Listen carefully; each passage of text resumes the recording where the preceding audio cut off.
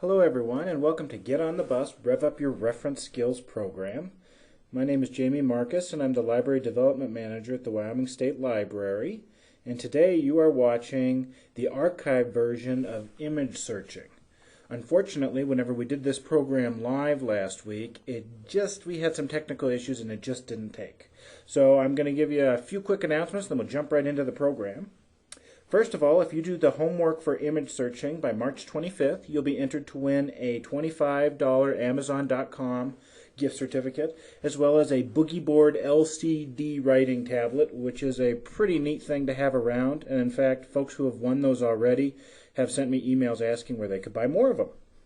If you do the homework for all of our sections by April 15th, you'll be entered to win registration at the 2010 WLA conference, an iPod Touch, and if we get a lot of participation, which we're getting close to, I'll throw in something really neat like an Amazon Kindle or perhaps a netbook or something really big and fun. So the more participation, the bigger the prizes get. If you're a teacher and you're interested in PTSB credit, go ahead and follow the instructions on the introduction page of our website, which is getontheBusWyoming.wordpress.com. And if you send me your PTSB information, I'll make sure you get some credit. If you're a library support staff person and you're interested in the Library Support Staff Certification Program from the American Library Association, Get on the Bus may work for the reference part of that program. More information about the program will be given in a webinar on April 14th, and I will send out information on how to log into that webinar as we get closer. So without further ado, let me turn this over to Erin Wilkins, who's a librarian at the Albany County Public Library. Go ahead, Erin. Hello, my name is Erin Wilkins. Thanks for joining me for the new and improved version of image searching edition of Get on the Bus. I work reference at Albany County Public Library. My background is in academic libraries, actually, and I worked recently at an art library in an academic setting, and I have a background in art history, so hopefully I'll incorporate all of that experience into this presentation today. So first I'll point out my email address right down here. I would love to answer any questions that you have, so feel free to email me. There's myriad kinds of image searches that you can encounter on the reference desk. I've had people come up with very specific questions, such as, I'm looking for an image of sunlight streaming through a window pane on a rainy day.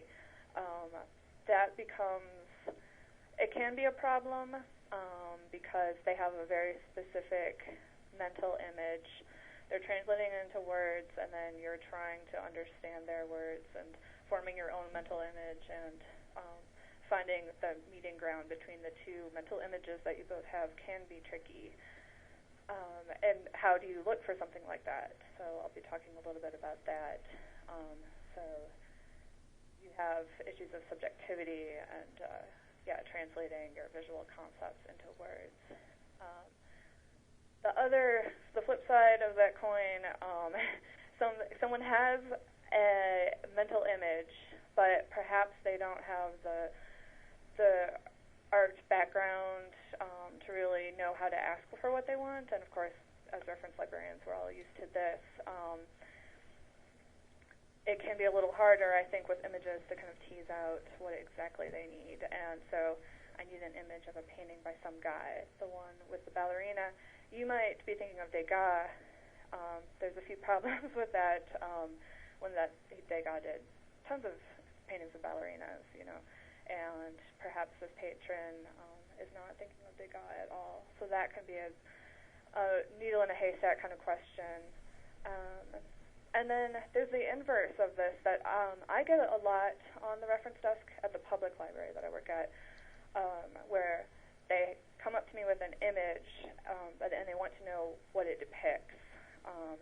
And different iconographic resources can, I think, help with that. And again, you have an issue of perhaps visual literacy. So I'll be tackling some of those issues today. lot of the questions that I get are for more generalized searches, and I think actually a Google image search can answer a lot of these kinds of basic questions. And I don't know, coming from an academic background, that seems like a cop-out that you're not supposed to use Google, but I found Google image search to be pretty beneficial. So, reloaded all my links this time. Of course, there's the standard Google image that I think everyone probably knows about.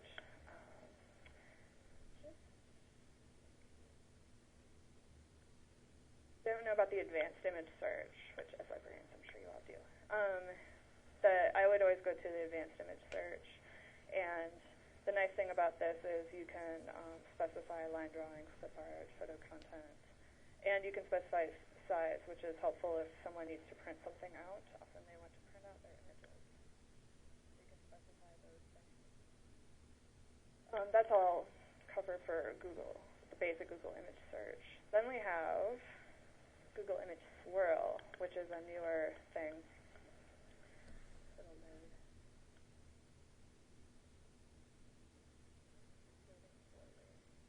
And of course they have the live photo archives now too. So Image Swirl is kind of a discovery tool. So you could type in something like sunlight, or someone really likes Impressionism and they want to learn more about it.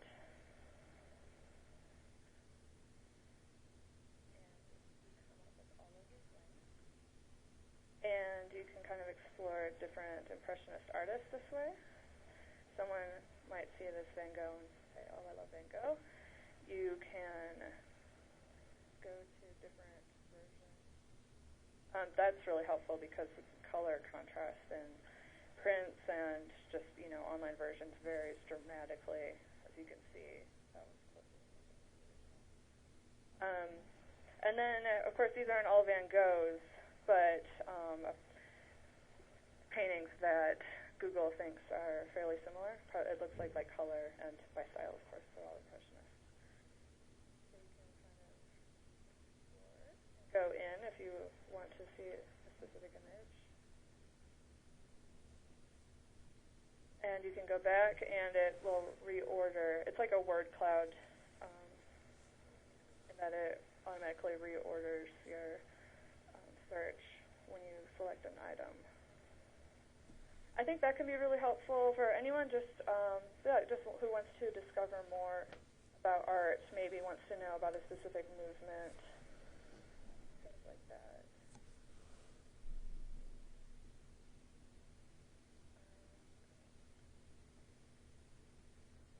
Like the sunlight question, that could be helpful.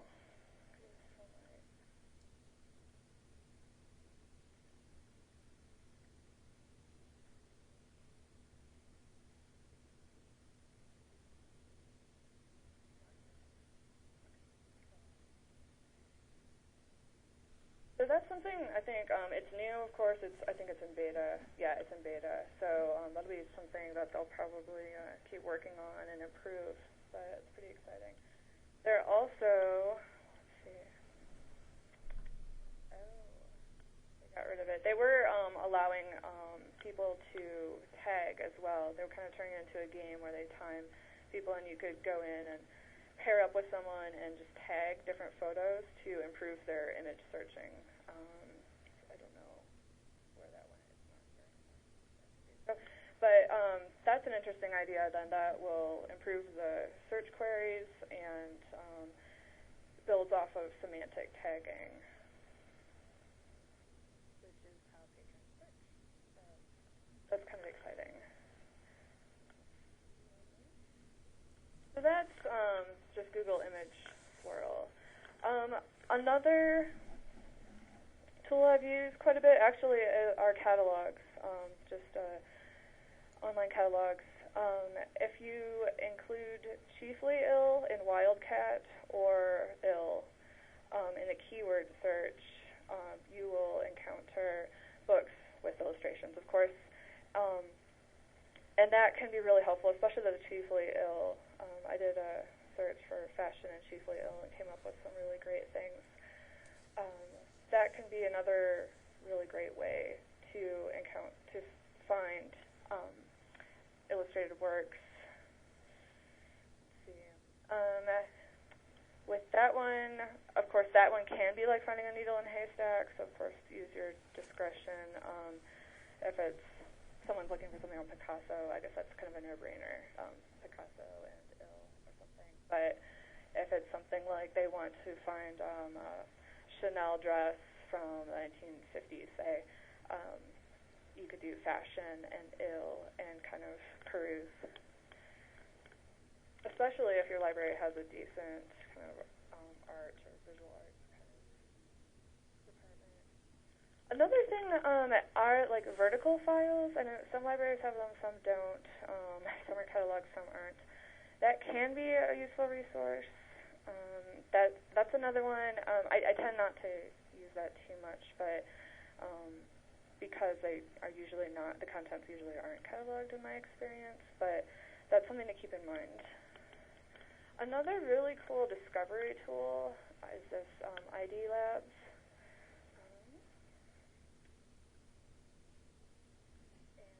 So there's two ways you can search. And this is, again, good for more generalized searches. You search by color. So someone perhaps is just looking for some kind of abstract. Oh, it's still loading. Okay.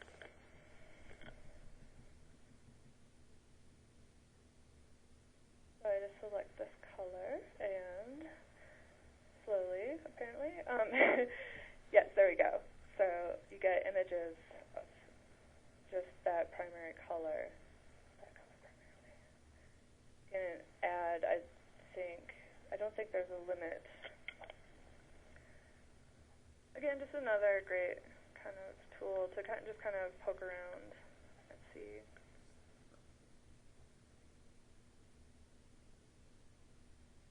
And they pull from Flickr images.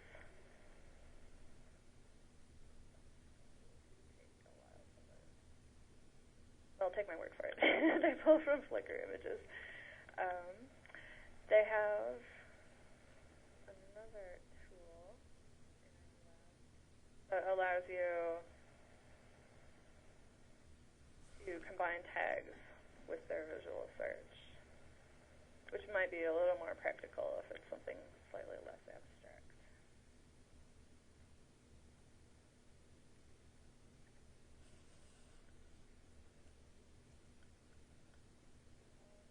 User-generated images.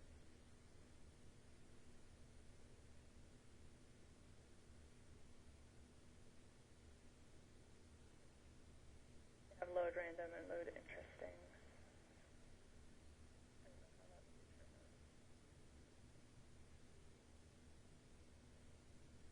That can be useful, especially if someone gives you color as a primary criteria. PhotoSynth is this really interesting newer technology put out by Microsoft. This is user-generated, so anyone can go in and create an account for free and upload images and explore images. So what it allows you to do is see a photograph in 3D. So this might be helpful for people looking for sculptures, works of art. They have a lot of outdoor settings. So something like national parks.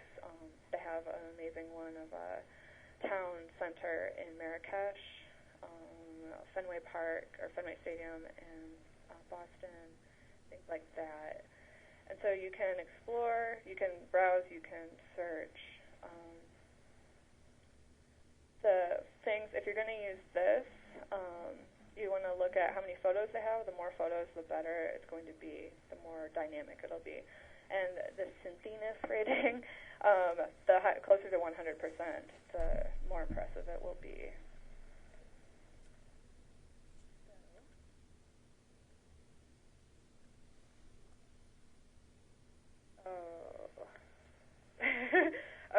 not going to load Silverlight right now.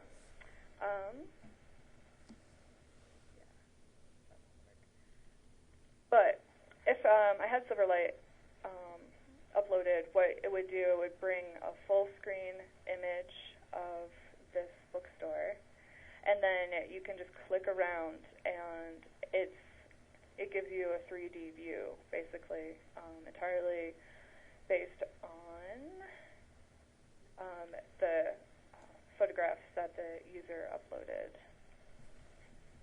That's great. You can zoom in, zoom out, get like kind of a panoramic view. That can be really cool.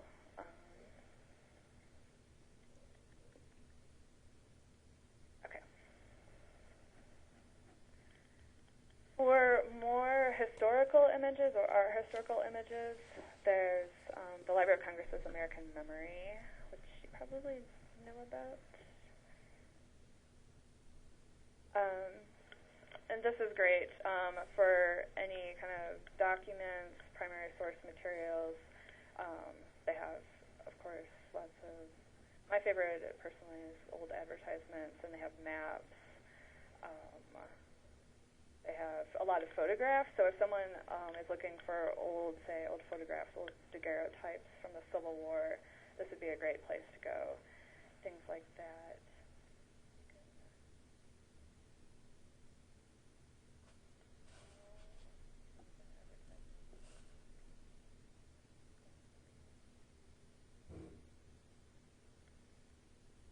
So you get a sense of what it is. This is a WPA poster. There's that image. The great thing about the Library of Congress is they have as much information as they could, as they were able to unearth right there. And the rights and reproductions information is right there, which is handy.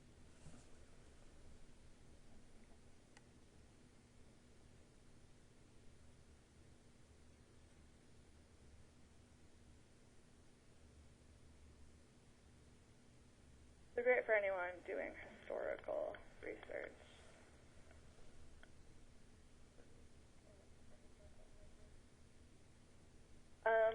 The Hobron Timeline of Art History is pretty great.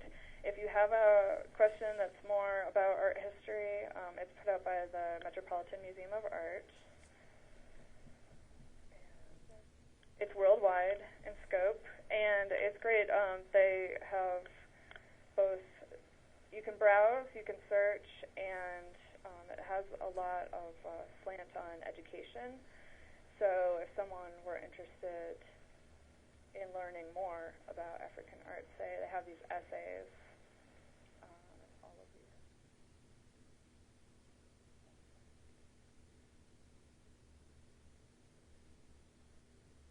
So if someone wants more than an image, they want to know more about an art form or an era, a period in art, this, I think, could be really helpful. The works of art, you can search by material and technique, which could be interesting. If someone comes and they know the specific title of a work of art that they need, say odalisque or something, you could do a search there. It's not completely comprehensive, of course. I think they pull primarily from their own collection, but of course that is an extensive collection. You could search by artist if you know the artist.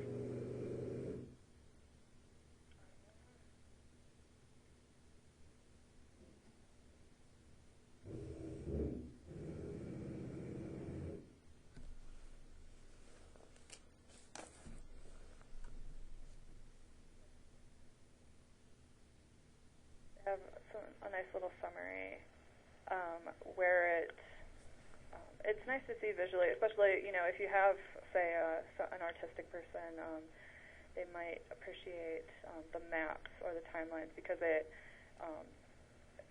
provides them information in a visual manner.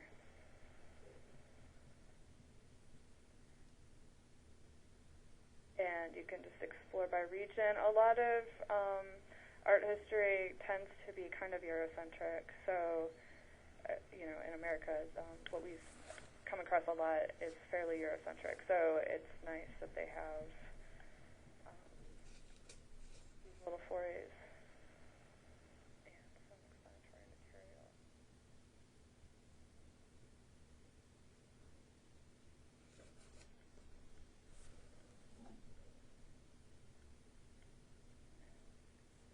Oh, and the timeline. So let me back up. The timeline is nice. It can place things also in a socio-political context, which I think can be very helpful.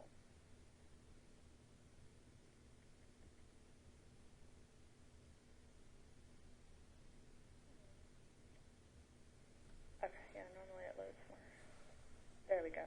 Okay. So we have the overview key then.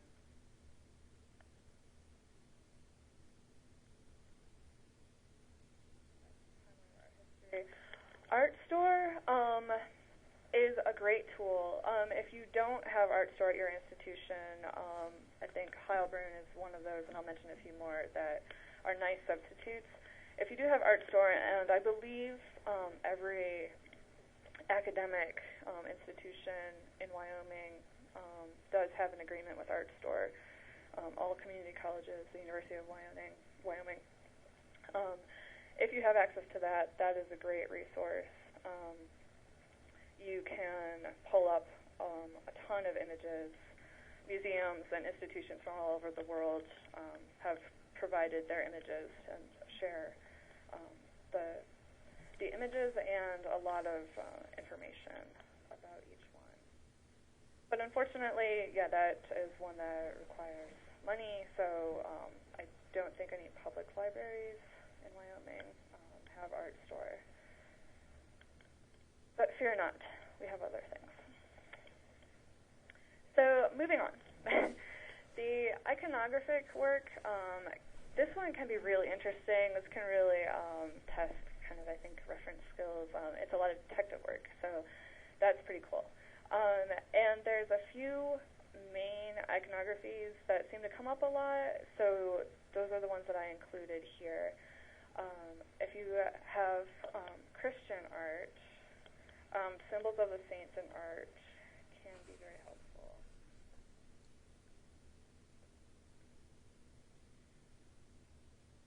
So if someone brings you an image, they're trying to figure out what it is of, you could do a Control F when you get to this site and search by symbol. If there's a lily, then it could be Anthony of Padua,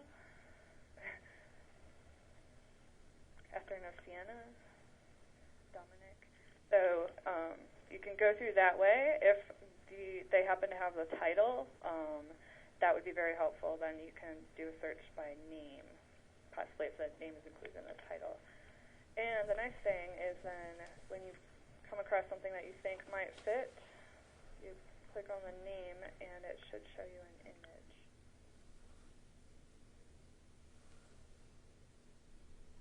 You can kind of corroborate that, and it gives you some information.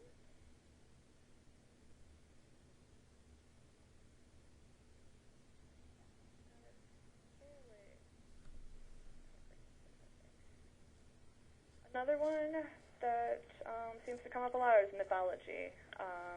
This is a huge site, the Theoi Greek mythology. So you can explore by category. You could just do a search across the entire site. Let's see if there's a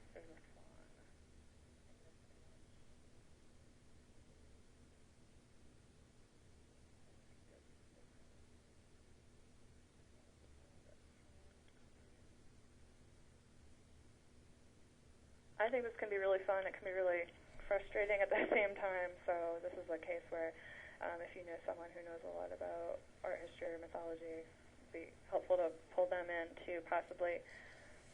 But it's really fun to explore. The nice thing is they have then these images on faces, multiple ones often, so you can kind of get a sense and try and see. and they have a lot of articles. So you can read about the myth, and knowing more about the myth can often help you determine the iconography that you're looking at. And it has it broken down, like I said, if you are like me and maybe don't remember that much of your Greek mythology, then like I said, doing just a search. They have bios, so for all of the pantheon and attendant figures. And then the galleries, so you can see the paintings, sculpture, fresco, mosaics. But the most straightforward way, like I said, is probably, of course, to do it, just a search within this website. That can be very helpful. I used it for my own iconographic research recently.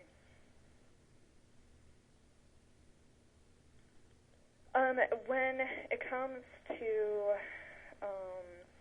visual searches, a lot of people, it seems, particularly, I think, more art students, really want stuff in print. You know, they're very visually oriented. They want to have something to take away. And an art librarian put together this really great list of subject-specific reference books. Out of Stanford, they put together a lot of kind of seminal works. So a lot of art libraries should definitely have this. If your library doesn't have it, you might want to do an interlibrary loan for the patron, especially if they're doing kind of more extensive research. Dictionary of Subjects and Symbols in Art is really great.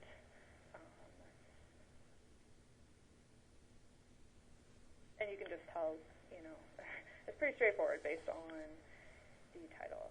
There are a lot of German reference books in art, so we can just ignore that for the most part. And they divided it into a ton of different categories, as you can see. Iconography would be helpful for this sort of thing, and what was the other one? Art encyclopedias, or dictionaries of art terms, perhaps.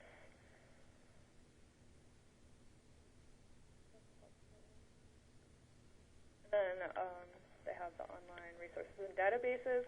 It's geared towards Stanford University students, so there might be a lot of things that we will not be able to access, but it can be a valuable thing to poke around. It's pretty extensive.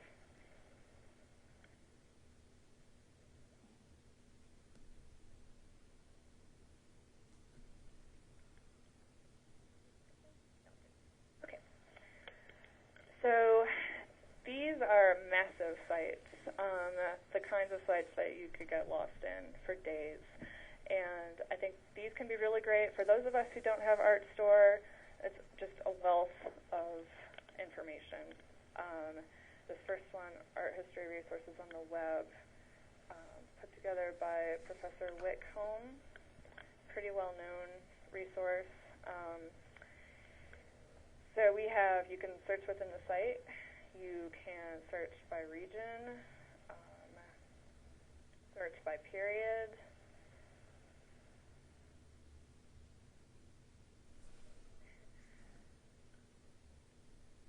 and any subdivides. I think it can be overwhelming, even I think for a librarian. So that's a little unfortunate, but there's just so much information. So if you have someone who's really excited about art history or wants to learn a lot about it, this can be really interesting. I do love that it has all the contents right on there, so you can see at a glance kind of how much information is available. He does have research resources. And so there's image resources. Some of them I think are a little out to date when I was checking, but a lot of them are still available. There's tons out there, frankly. And his own site is a valuable resource for image resources as well.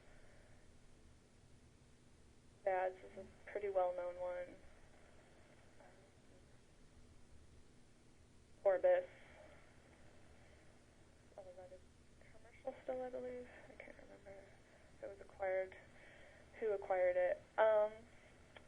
Let's see, research and methodology, image finders, and I knew somewhere in here he has a tab for iconographic research. So there's a little more for you. And some of these I have. The Getty, I'm going to talk about, I believe, next. Art. So there's no lack of resources out there.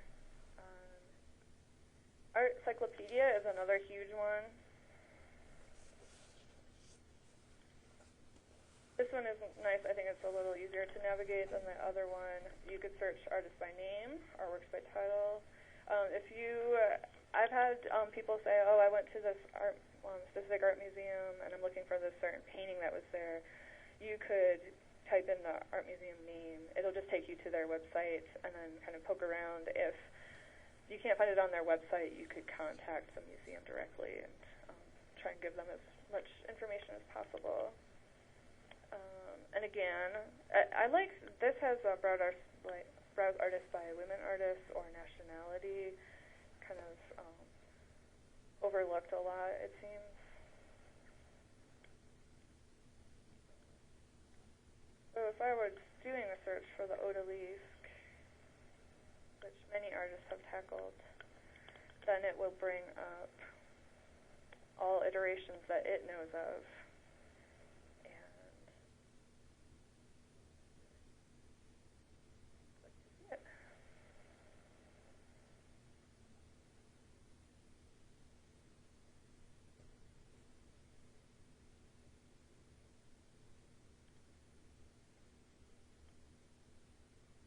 Artist by name. That can be a little tricky. The Getty Museum in LA has put together what they call the Getty vocabularies. And the one I think that might be most useful for us is the Union List of Artist Names, aka ULAN. And it is a controlled vocabulary. So the division is that, of course, most of what I've shown you doesn't have controlled vocabularies, which I think has its advantages and disadvantages. You use more natural vocabulary when doing searches in most of these resources. If perhaps you are searching for a certain artist and by name and you can't find it, you could try the ULAN.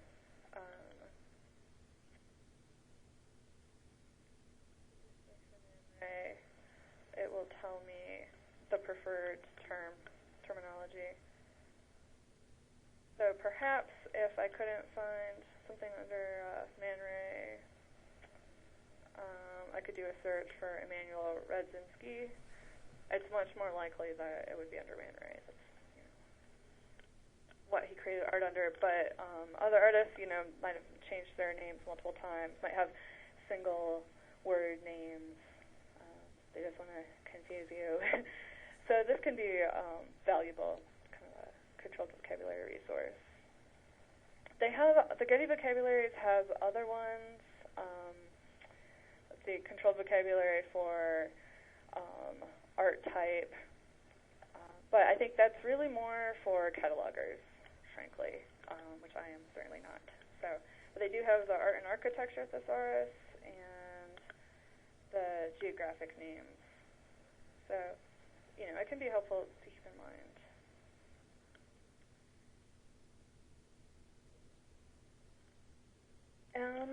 So that's it in a nutshell.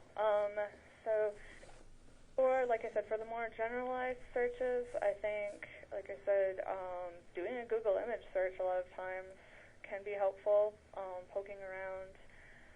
A lot of the exploration, the discovery tools that I mentioned can be very helpful. For the stuff that I covered later, the art history resources, some of those have great browsing mechanisms. Some of them will be helpful if you have a little more art historical knowledge. As with, a basic, any kind of reference question, trying to get the patron to articulate what's in their mind is both the greatest kind of challenge and the best asset that you'll have. So I hope this has been helpful. If you have any questions, like I said, I would love to entertain any questions. I love talking about this sort of thing. And again, it's my email address. Oops, back there. Thank you very much.